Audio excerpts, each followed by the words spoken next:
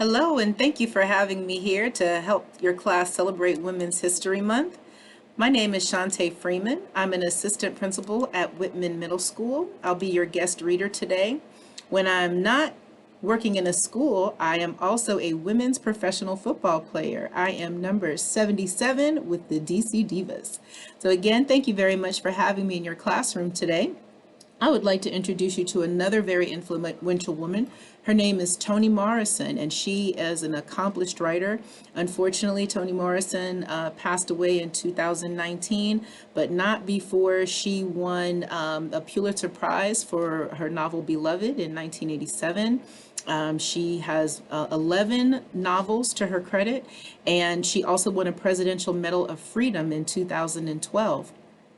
As much as she's known for her novels and adult books, few people know that she started writing books with her son, Slade.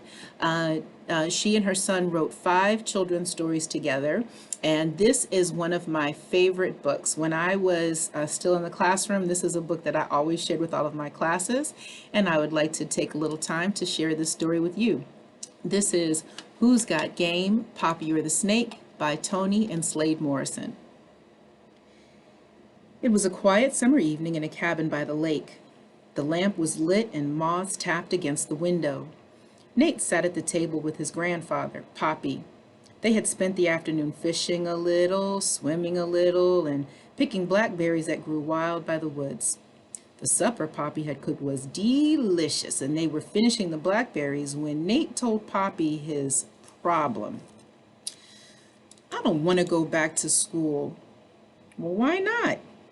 "I want to stay here with you, Poppy." "You visit me every summer, Nate. We have a great time, but you're always eager to go back to school." "Not anymore." "What's the matter?" Poppy had lots of grandchildren, but Nate was his favorite. "I'm not very smart, and my grades are very bad." Poppy looked closely at Nate's face. The boy looked more than sad. He seemed ashamed. "Well, do you study and do your homework?"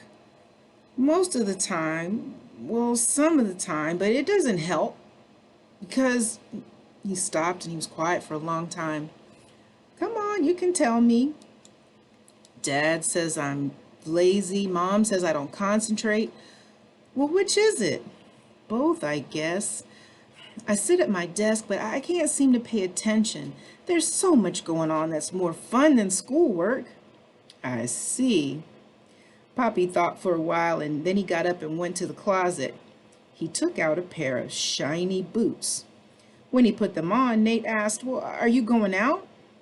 "No, these are my remembering boots. They help me remember what I don't want to forget." "Well, how do they work?" "Right now, they're helping me remember that paying attention is just a way of taking yourself seriously." "I don't understand." Poppy cleared the dishes from the table and then he turned down the lamp. When he sat down, both of their faces shone in the moonlight that flooded the room. "I drove out to the pier to fish one evening. The weather was cool and the fish were hungry. I caught several before it got too dark to see, so I packed my gear and I headed for my truck. When I got there, I saw something caught under one of my tires. I reached down to pull it loose and discovered it wasn't a branch or a vine, but a snake. I must have rolled over it when I parked. I took out my flashlight and I pointed it toward the snake. Suddenly, its eyes opened and its tails flicked. It scared me, so I shouted. The snake didn't move again, but when I leaned down to get a closer look, it spoke. "Is you just gonna leave me here to die like a dog?" It was a mistake. I didn't mean to roll over you." "Well, you did, and now what? Did I do you any harm? I was minding my own business and whop, here you come and almost killed me. And since you didn't finish the job, you're gonna just leave me here to die?" Well, okay, well, let me see if I can help. If you'll be very still, I think I can move my truck." "That's more like it. Now get a move on, will you?" I hesitated. "Well, now what's the matter?" "Well, You are a snake and a poisonous one, too. So, anybody liable to jump up and take you down? You gonna blame me for having fangs? I ain't got no hands to fight with like you do.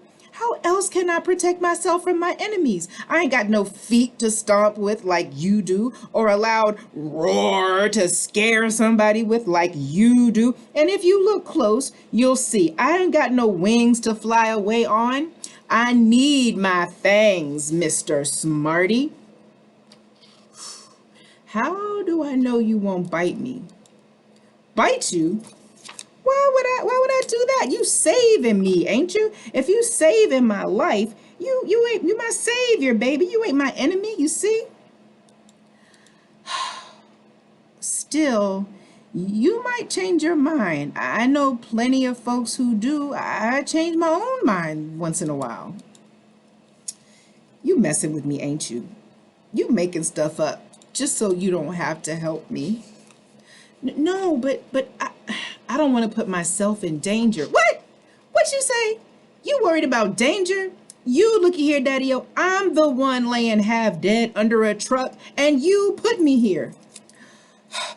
I know, and I'm sorry. How sorry? Sorry enough to get me loose? Or is that just some more jive talk to make you feel better about what you done to me? I tell you what, if you agree and promise not to bite me, I'll set you free. Deal, baby, deal. I agree, man, and I promise I will never even think of biting you. I got into the truck and I started the engine. Slowly, I let the truck ease forward. Ah, what a relief! The snake slid around a little to make sure all of him was together. He crawled close to the truck door, raised up, and opened his mouth. Beautiful, baby, beautiful, dude. Okay, I'm glad it worked out, and I'll be off now. Off? Off where? Home. I should have known you was a clown. I have to promise to be good, but you can just drive on off. Never mind what you done. But I did what we agreed. What more do you want? He slithered closer to my window. I've been pinned under your tire for hours, in pain, starving, scared out of my mind. And you mean to tell me you're not going to take me home and give me something to eat? Take you home? That's right. Or is this the way you treat everybody you roll over and almost kill? But what? You scared? I swore I wouldn't even think about biting you. Why would I waste my poison on the dude who saved and fed me? I thought about it and I decided the snake meant what he said. There was no reason for him to bite a friend, so I picked him up and I put him in the bed of my truck. When we got to the cabin, I filled a bowl of milk for him. Snake sipped until it was all gone, and then, yawning, he curled up and went to sleep. The next morning at breakfast, I noticed Snake had bruises where the tire had struck him. Some of his scales had fallen off, and there were tiny scratches, too. I got some medicine, and I woke him. After a meal of toast and milk, Snake asked if he could stay another night. I had to smile. He had a sassy mouth, but he seemed like a good soul underneath.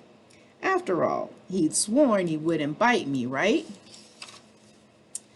I thought about that while I drove into the village. It was getting late when I got back, and when I opened the door, Snake had crawled up into my bed. Where you been? To the store. I thought you abandoned me. I wouldn't do that. We're friends, aren't we? Oh, the best. Never had a better friend. And we trust each other, don't we? Oh, all the way to the grave. And we mean what we say, don't we? Oh, man, we down, down. I made supper and we talked about this and that, and the days passed peacefully until I noticed that Snake seemed bored and restless. Why don't you get a TV to liven up this place? Well, I like the peace and quiet. Not even a radio? You don't even want no radio? No. Don't you get lonesome? No. I like my own company. Is that right? Snake yawned and curled up on the mat near the stove. I wasn't sleepy, so I sat on the porch and I watched the stars for a while. When I came back in, I noticed Snake had slithered closer to my bed to sleep. Early the next morning, before the sun had risen, a sharp pain woke me. I sat up and I saw two holes in my arm pierced by a pair of fangs. I jumped up screaming, and Snake was coiled on the bed right in front of me. His fangs were shiny and glistening and dripping with poison. Why? Why did you break your promise? Snake flicked his stringy forked tongue, saying as casually as you please, "Hey man, I am a snake. You knew that." Poppy looked at Nate and laughed, slapping his knee. Nate stared at his grandfather. But what happened? You mean he bit you and you didn't die? He bit me all right, and no, I didn't die. You see, I thought about what Snake had promised me. He said he wouldn't even think of biting me. He never said he wouldn't bite me, just that he wouldn't think of it. So I took a precaution on the day I went to the village, and I got snake serum. Oh, that's what saved you, Nate grinned. Not entirely. Paying attention is what saved me, and I never want to forget that. So I figured out a way to remember it. Poppy turned on the lamp. He lifted his legs and stretched them out on the table. Then in the glow, Poppy saw what his grandfather's remembering boots. They were beautiful, made of the softest, shiniest snake skin. The end. I hope that this children's story will help you feel inspired to be creative, maybe inspired to draw, inspired to write. Write about your generation, entertain, write to inform. Whatever you do, just write and be inspired. Thank you so much for your time and have a wonderful afternoon.